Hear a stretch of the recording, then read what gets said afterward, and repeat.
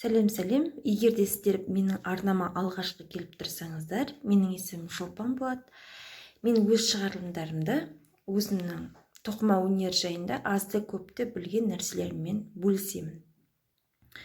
Егер осының алдындағы шығарылымдарды қарап жүрген қыздар болсаңыздар, жандар болсаңыздар, немесе менің мынадай қызыма тоқып бастаған жемпірмен таныссыздар.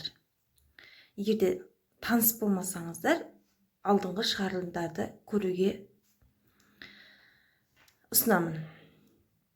Енді қызымның мойны мен қолтығының арасы мен өлшегенде 13,5 сантиметр болды.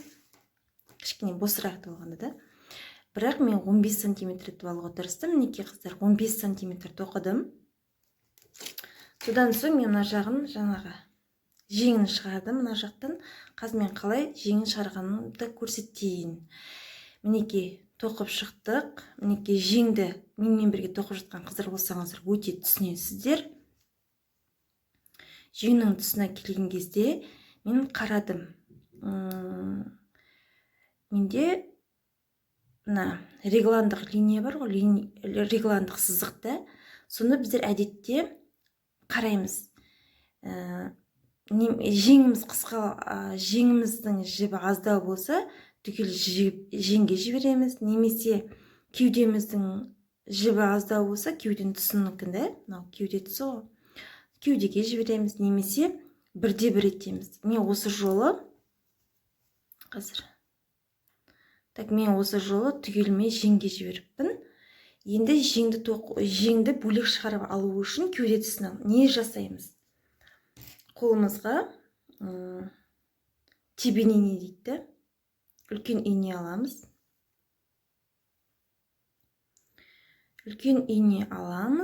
Содан соң маркет алып тастайық. Регландық сызықты біздер жеңге жіберетін болғандықтан, мінекей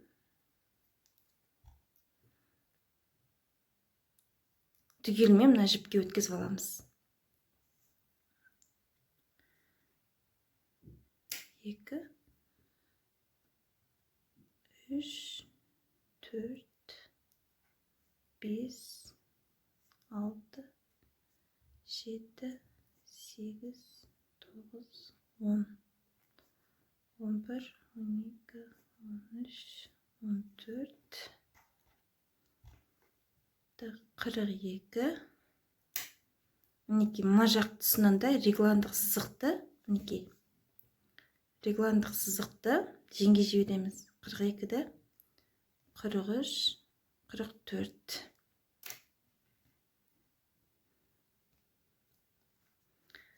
Енді қыздар жіпті тартамыз.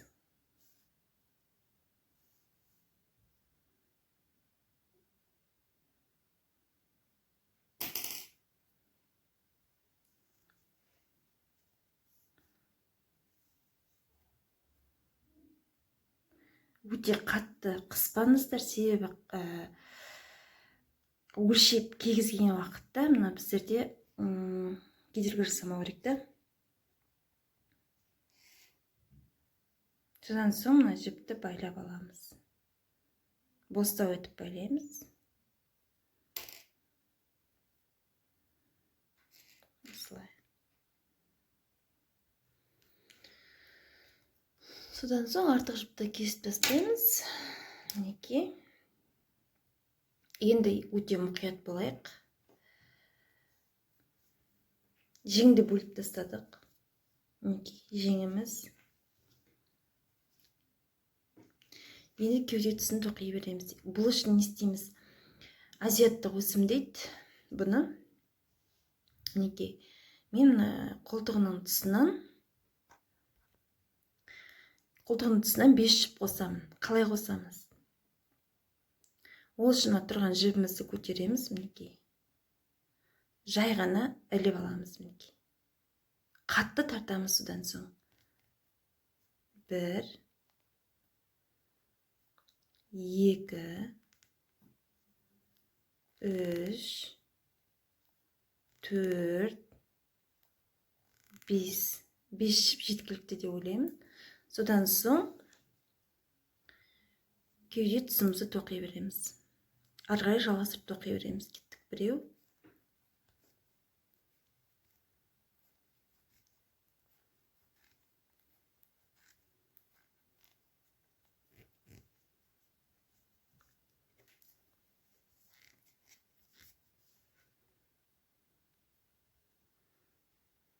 Мінекей.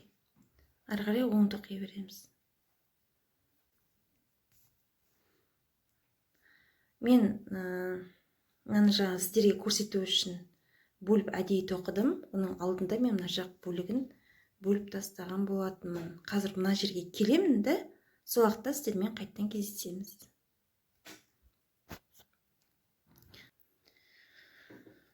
Сонымен қыздар, тағы да екінші жағына келдік. Жеңді бастаған жерімізге, бөлген жерге. Қолтықтың тұсы да мынауымыз.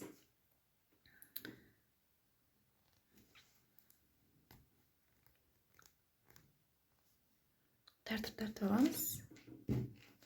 Мен әдетте бұл үшін кәдімгі иінен алам. Мінекей.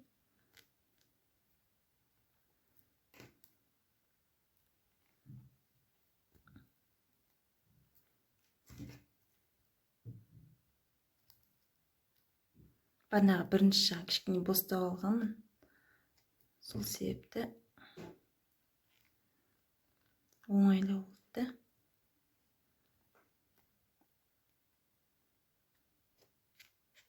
Мынадан аздап бостау алғанмын.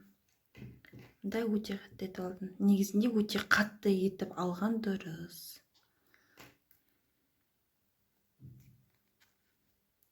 Бомбон жібі 3 өрімнен тұрады. 3. Сол себептен кішкене алған кезде қиынырақ.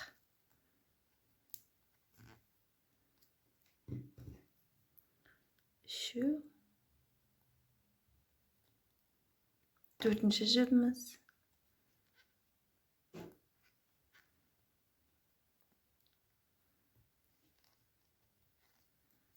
Соңғы.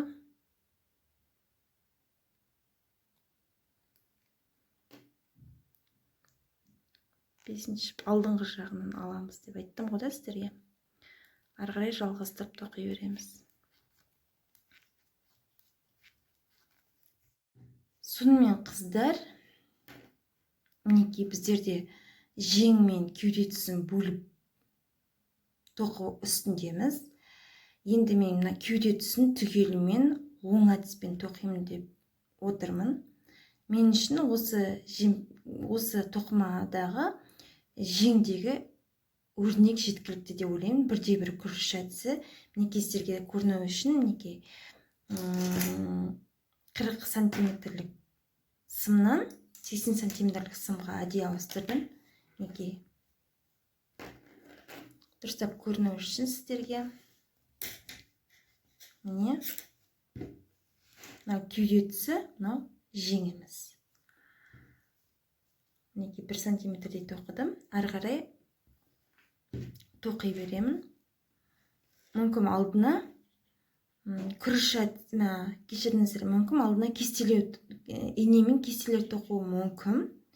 Мүмкін осы күйінде ешқандай өзгеріссіз тек қана оң әдіспен қалдыруы мүмкін. Енді мен үшін осы жеткілікті деп ойлаймын осы өзірді. Қазір осымен қатарлас мен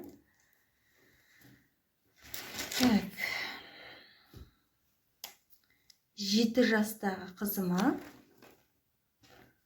оған да табысына жемпір тоқып жатырмын. Тек онда жеңіндегі ұзыр жоқ. Бірақ төменгі жағын мен ұзыр бастадым. Бұнда себебі тек қана оң әдіспен тоқылғандықтан. Білмеймін, көремін. Мінекей. Бұл да бомбон жібі. Тап осы. Осылай. Бұнда мен жеңімен, мінекей, жеңімен кеуде тұсын бөлдім. Қазір мен бұл менде тоқылу үстінде.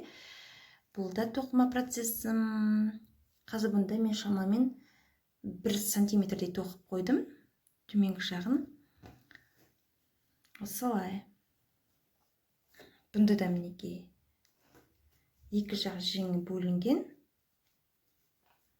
Бұл қазір менде 40 сантиметрлік сымда тұрған тоқыма процесс. Сонымен қыздар, егер де сіздерге шарым ұнаса, өздеріңіздің пікірлеріңізді жазыңыздар, комментарий жазыңыздар. Арнама жазылуды ұмытпаңыздар. Қазақ тілді тоқыма каналына қолдау білдіргеніңізге үлкен рахмет. Сонымен сау болыңыздар. Пока-пока.